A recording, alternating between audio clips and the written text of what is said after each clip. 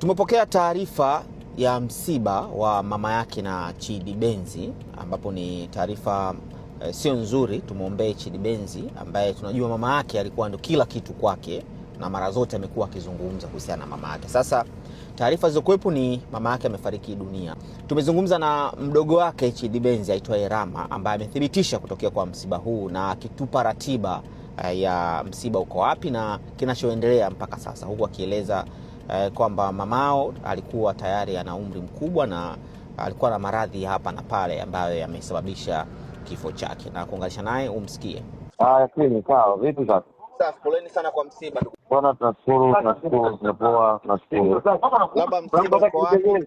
Tunakusanyika na nafikiri baada ya muda mfupi tutatoa taarifa za taratibu za majeshi.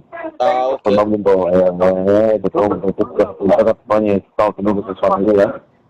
Kikao cha familia. Kwa baada ya muda mfupi tutatoa taarifa. Okay, labda taarifa tu za awali, kama labda alikuwa anaugua kwa muda gani labda? Unajua pia na umri nao.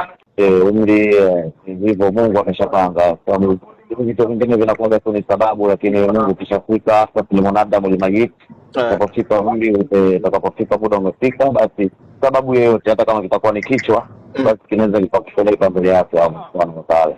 Okay, poleni sana. Asante sana.